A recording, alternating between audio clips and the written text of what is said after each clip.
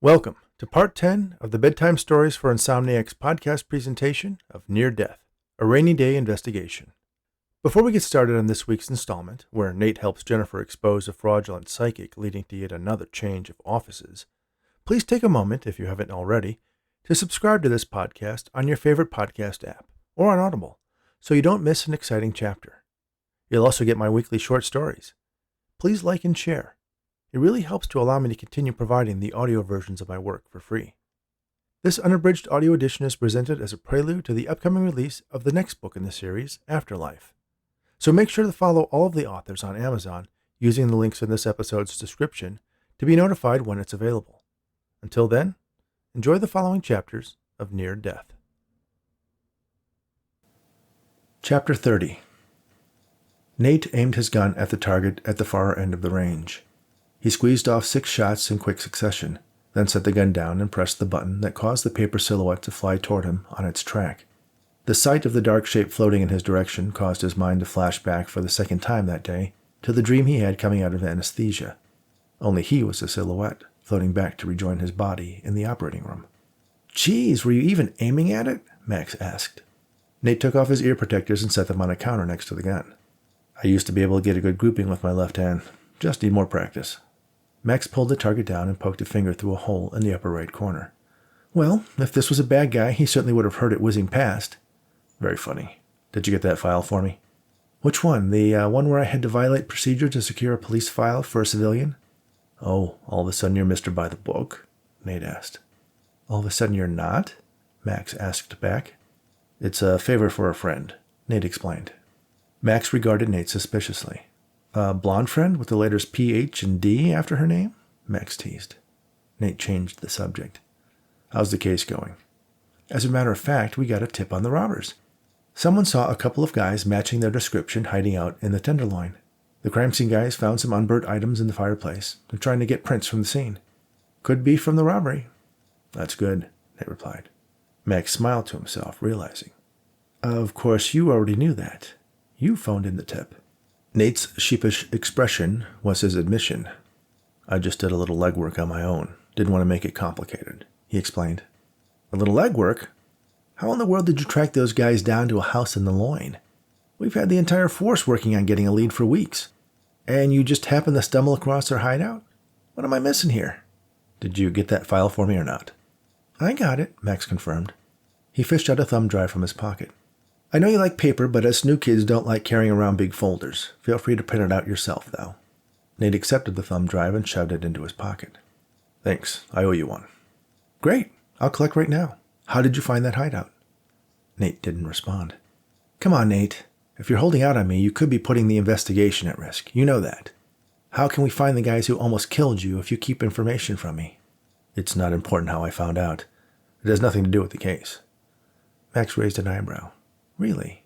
You know, if the situation was reversed, you would say something like, 'I'll be the judge of that.' You really want to know?" "Yeah, I really want to know." "I put the wrong address in for my Uber ride. It dropped me off in front of the hideout. It looked familiar, so I checked it out." "What do you mean, looked familiar?" "I don't know. I can't explain it. It was a hunch." Max stared at his old partner. "A hunch?" "Yeah. Hunches are just educated guesses based on experience, and I know what a hunch is, but this was a hell of a hunch. Based on a random incorrect address?" Nate nodded. Max crossed his arms and looked into Nate's eyes. Nate looked away. "There's something you're not telling me." Nate remained silent. "Nate, it's me, Max. I trust you with my life. You're the best detective I know. If you colored outside the lines a little, I'm not going to hold it against you." Nate shut his eyes and squeezed his temples between the thumb and middle finger of his good hand. The image from his dream appeared behind his eyelids. The house with the car in the driveway. The 2 men inside the dilapidated house.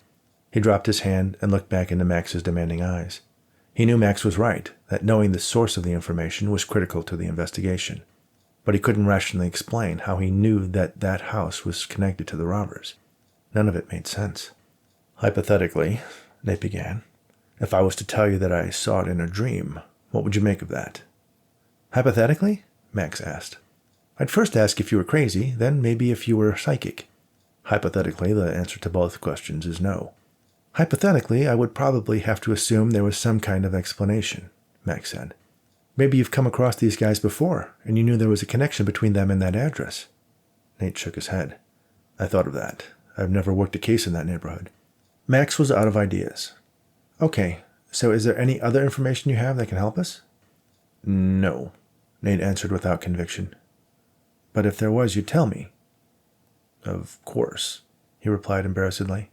Nate looked down the range. So spill, Max coaxed. They might be driving a Cadillac, a cream-colored Seville, maybe a 2000. Same dream? Hypothetically. Max considered. Okay, partner, we'll leave it at that. He eyed the target again. You better move in here if you're going to get certified shooting lefty. I'll be fine. The doc says all I need is time to let it heal, and I'll be 100% again. 100%? I always had you pegged at around 70, 75, Max joked. Nate smiled. We'll see. I'll be kicking your ass up and down this range before long. Why wait? Max placed a box of ammunition on the counter. He set up a new target and sent it down the lane. Then he pulled out his sidearm and switched it to his left hand. Batter up. Chapter 31. Jennifer drove her van up the long driveway to the Worthington estate. She wore a version of her usual wardrobe, a white turtleneck sweater and black slacks, with a matching jacket. But she had swapped the vans for a classy pair of flats. The ever-present sign necklace hung about her neck. Nate sat in the passenger seat fighting a yawn. He had managed to wriggle into his tuxedo on his own, but needed Jennifer to help him with the bow tie. She had assured him the invitation was solely because he was the only person she knew who would appreciate it. A gourmet meal to Dave or Emily would be the Cheesecake Factory. She assured Nate that she wouldn't use it as an opportunity to probe him about the shooting. Though, if it earned her a couple of goodwill points toward him keeping an open mind about Diane, she'd take it. Nate yawned again. Not sleeping? Jennifer asked. Is it the shoulder or the dog? Both, Nate answered. He wasn't about to tell her about his Uber adventure that led him to discover the robber's abandoned hideout, and the strange dream that made him reluctant to want to sleep. I'm going to have to weld that kennel shut. Or you could just let her sleep in your room. Get a doggy bed. She's temporary. I'm just doing a favor for a friend of my mother. Jennifer smiled. That's a shame. She's a sweet dog. You two make a cute couple. Nate smirked his reply. As they drew closer to the main house, they came upon a circular driveway. A pair of valets rushed up to the van and opened the doors for them. Jennifer and Nate stepped out onto the walkway that led to the front door of the mansion. They paused to take it in. Wow, Jennifer said. Imagine all the history in that place. Imagine the tax bill, Nate countered. I thought you would be more excited. I am, Nate assured her. Thank you for inviting me. He was genuinely grateful. The opportunity to enjoy a meal the caliber of which Worthington's chef would provide was a rare one for someone like him. He was a pretty good cook himself, but some people are artists, and he was guessing the meal he was about to have would cost hundreds of dollars, and that would be before the wine. His medication was still an obstacle to enjoying whatever vintages would be presented, but maybe he would take a sip here and there. Certainly that would be okay. He walked up the steps to the stately home. A butler was there to hold the door open for them. The foyer was like something from a Hollywood set. There was a large spiral staircase, marble floors, and a vaulted ceiling. Aperitifs and amuse-bouche are being served in the library, the butler announced, and pointed in the direction of a large arched doorway.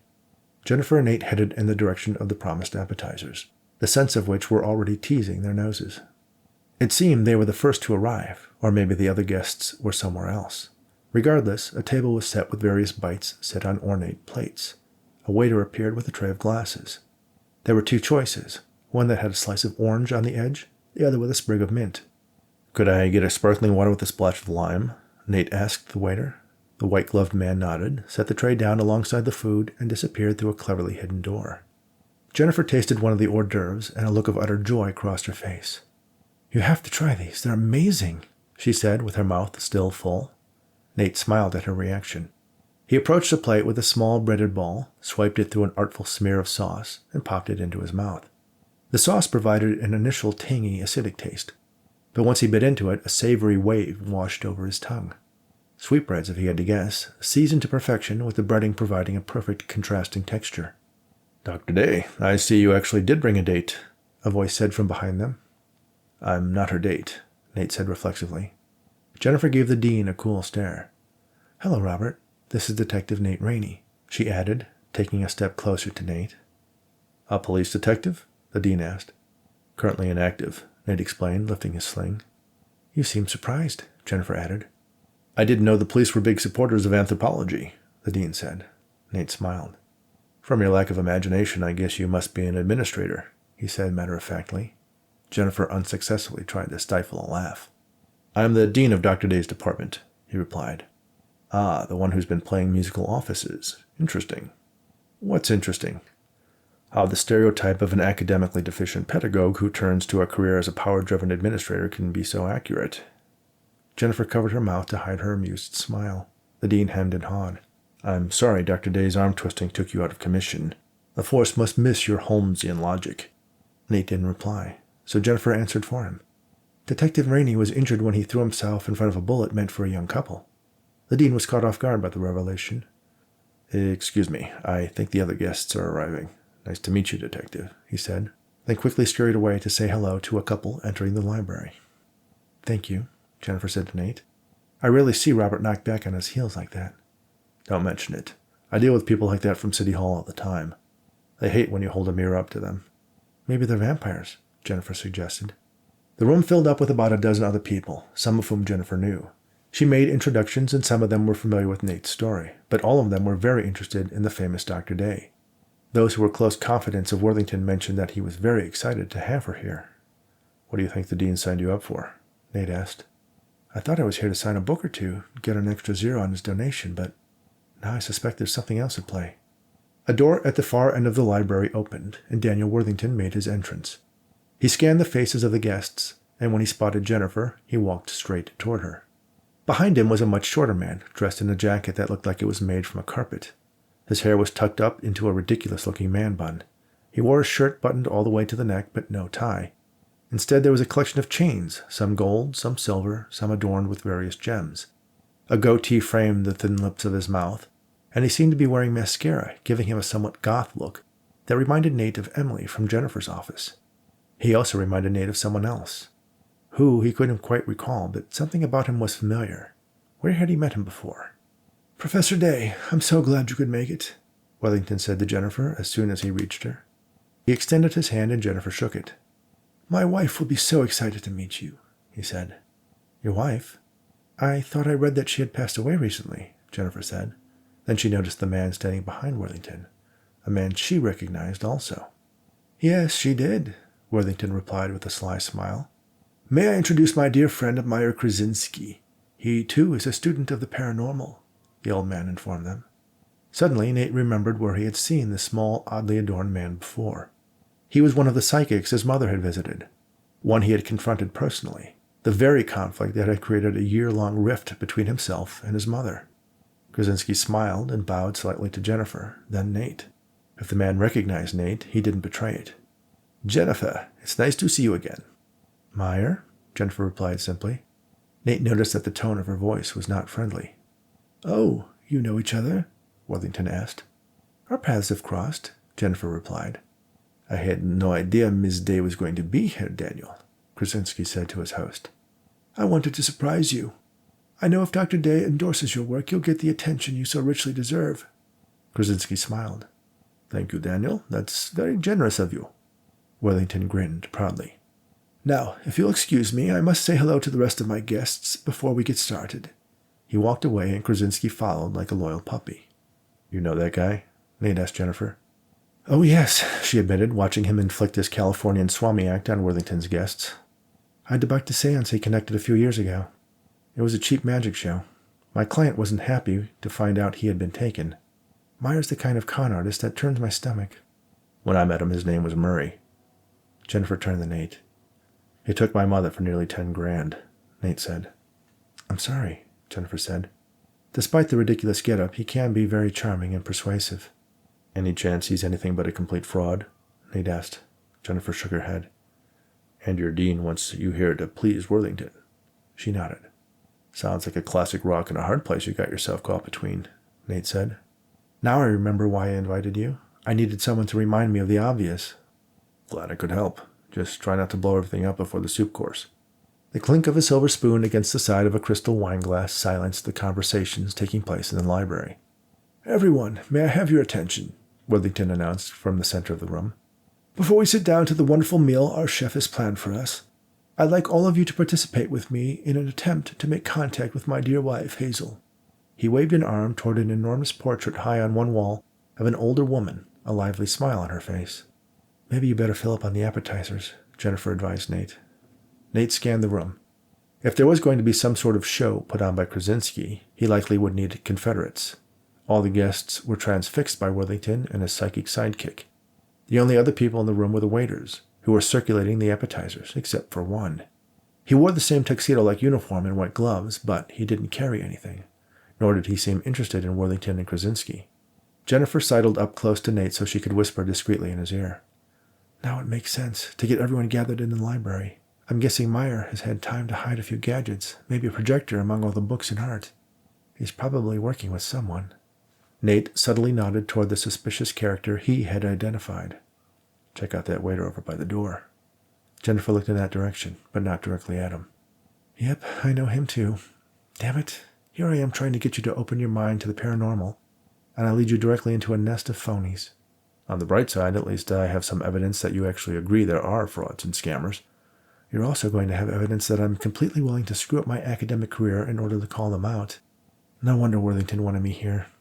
He wants validation that whatever Meyer has been feeding him is real." "Won't Krasinski know you're trying to call him out?" "He seemed surprised that I was here, but after our last run-in, I have to assume he's upped his game. And with Worthington's money behind him, I suspect he's not playing with invisible threads and Bluetooth speakers anymore." "Ladies and gentlemen," Krasinski began, "if you can put aside your plates and glasses for a moment, I'd like all of you to form a circle and join hands." The waiters, except for Krasinski's man, collected the plates and glasses from the guests, and they formed a circle extending from Worthington and Krasinski around the center of the library. Conveniently, the pattern of the large rug on the floor was a circle that served as a guide. Jennifer placed her left hand on Nate's right shoulder and held hands with the person on her right.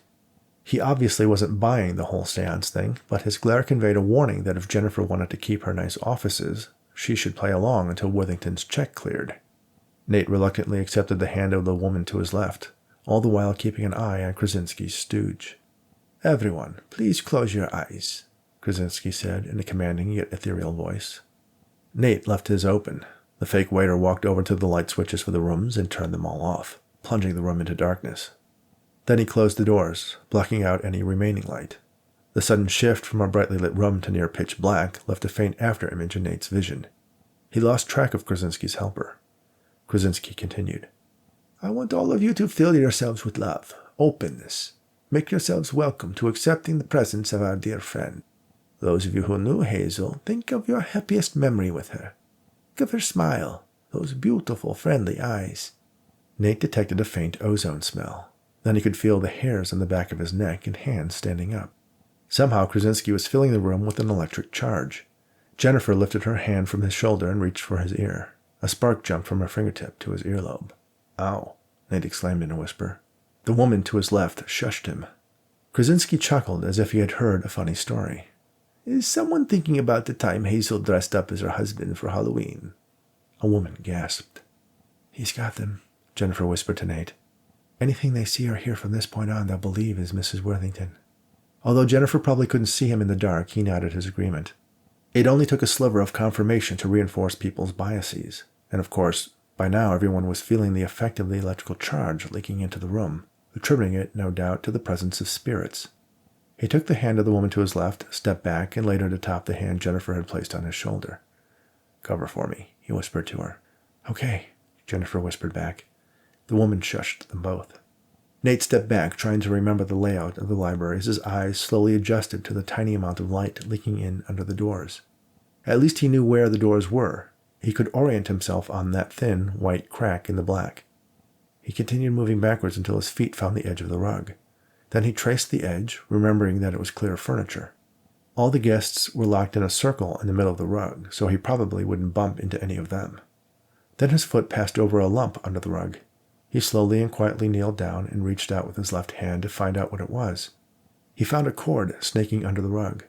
It appeared to be taped down to the exposed wooden floor, likely with tape the same color of the wood to help it escape notice.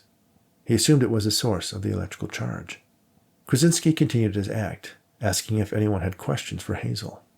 After a hesitant pause, one of the guests volunteered a query, and Krasinski made a big production of trying to pull the answer out of a psychic onslaught of images and words that were assaulting his sixth sense, getting the questioners to answer the very questions they were asking.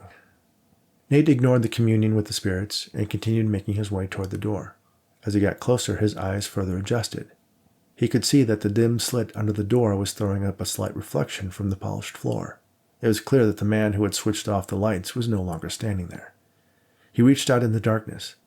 Nate found the panel where the switches were located. He was about to turn the lights on when he heard a noise, an eerie tone that sounded like a woman's voice holding a high, soft note. "Hazel," Worthington shouted from his position in the circle. "I hear you, my darling. I hear you." There were murmurs and gasps among the guests.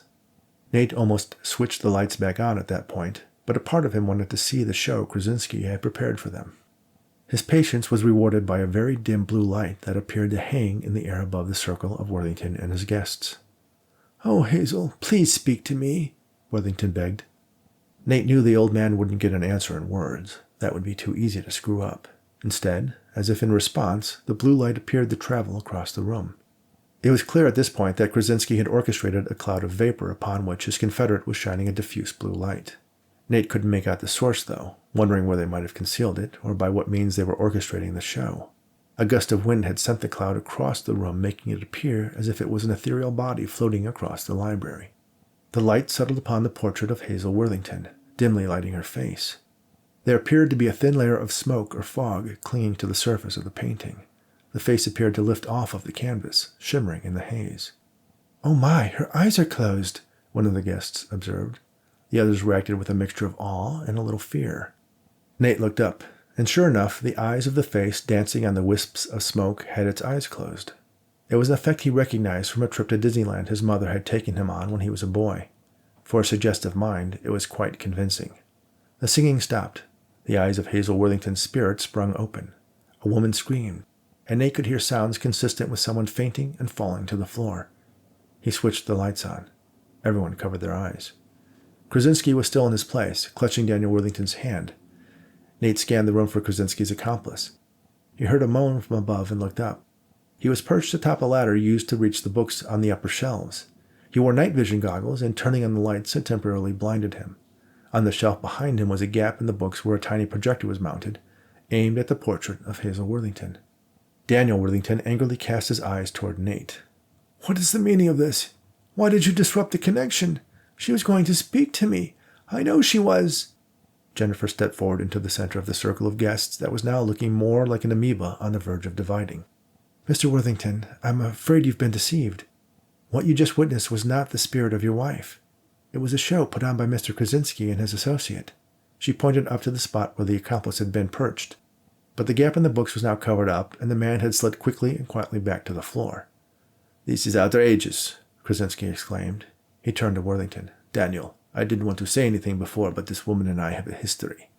I was hoping she wouldn't try to disrupt the proceedings, but her professional jealousy, I'm afraid, has gotten the better of her." "But Hazel was such an admirer of Professor Daye. I can't believe she would—" Worthington's protest was cut off by a gasp from Krasinski as he suddenly sucked in a lungful of air, grabbed both of Daniel's hands, and threw his head back with his eyes closed. "Meyer, are you okay?" Worthington asked in concern. "Oh, brother," Nate said, just loud enough for some guests near him to hear. The dean entered the circle and stepped toward Jennifer. "What are you doing?" he asked her in a hushed voice. "You're here to butter the old man up, not upset him." Krasinski's head tilted forward. His eyes opened just enough to reveal the whites. Nate knew the trick of hooding your eyelids while looking up as far as you could. Sometimes perps he had taken into custody used it to fake a seizure. Worthington gasped. "She's a fraud, Daniel," Krasinski said in what Nate assumed was his attempt at a female voice. Oh, Daniel, I'm going. I love you." "I love you too, Hazel," Worthington said into Krasinski's blank eyes. The psychic's eyes closed, his head fell forward, and his knees buckled. Worthington caught him. "Help me get him over to that chair," he said to one of the men nearby.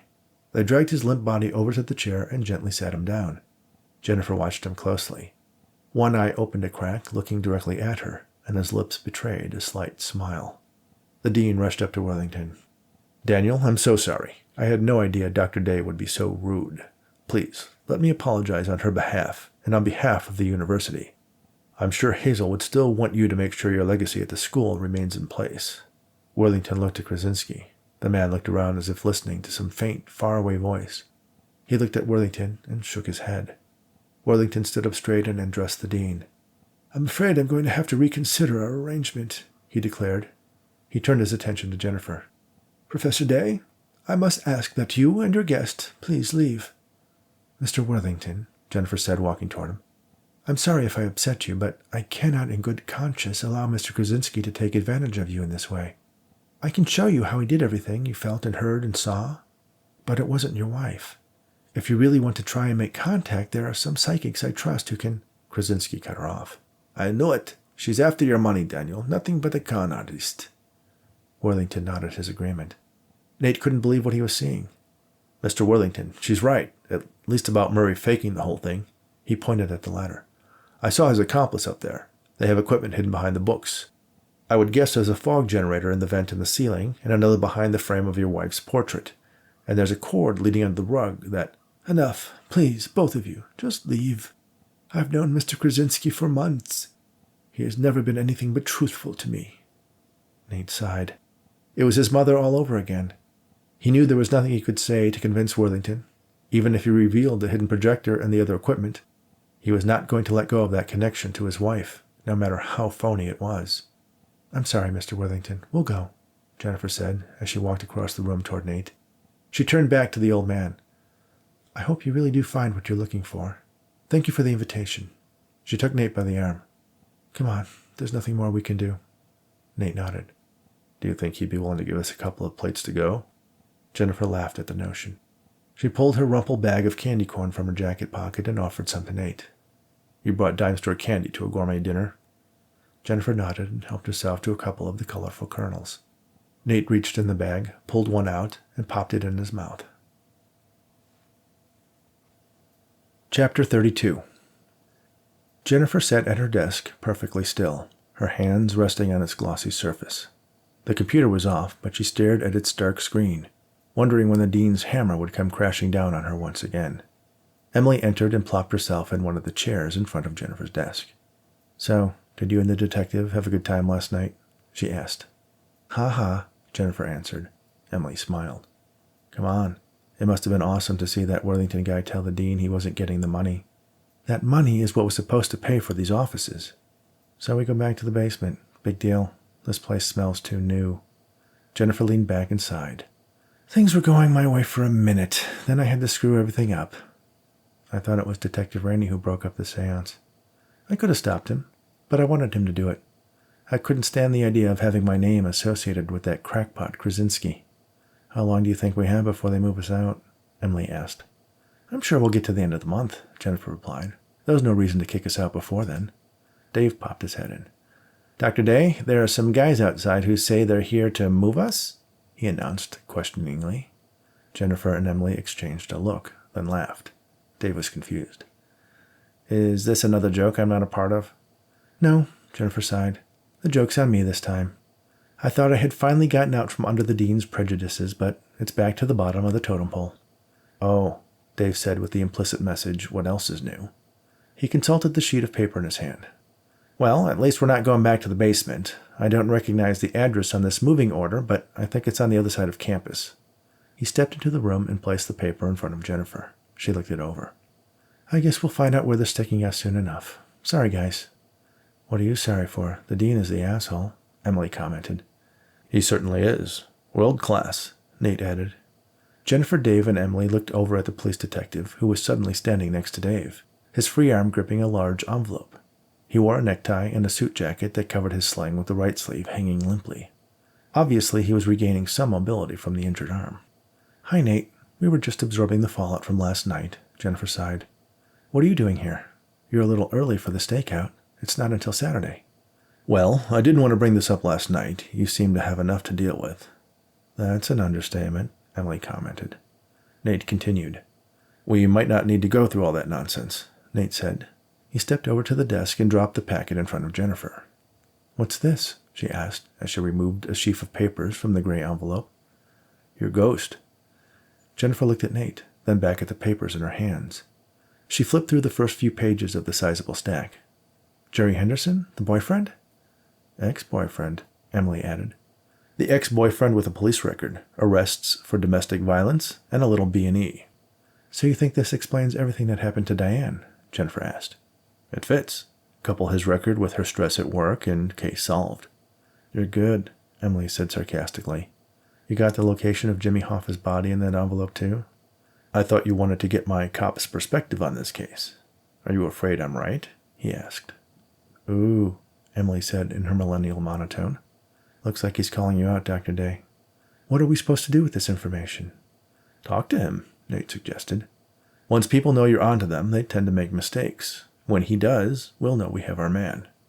Right now? Jennifer asked. Do you have anything better to do? A couple of burly movers pushed their way into the office past Dave. Excuse us, one of them said as he walked up to the large poster of Houdini and lifted it off its mount. No, I don't, Jennifer answered. And it looks like I'm just in the way here, she added. She stood up, put the papers back in the envelope, and grabbed her bag and coat. Should we wait out for you? Emily asked, deadpan. I'll check out the new offices later. Make sure they don't damage my posters, she said. Come on, Nate. Let's go ghostbust this guy. Thank you for listening to Part 10 of Near Death, a Raney Daye investigation on the Bedtime Stories for Insomniacs podcast. Near Death was written by Rich Hosek, Arnold Rudnick, and Lloyd Auerbach. I hope you're enjoying the audio version of this novel. Please remember to share Near Death and my weekly stories with your friends or anyone who enjoys audiobooks.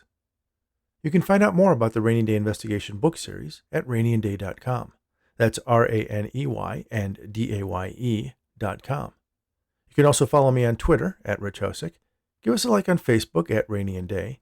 And don't forget to check out my books on Amazon and follow me there to make sure you get notified of when Book 2, Afterlife, is released. Thanks again, and all the very best.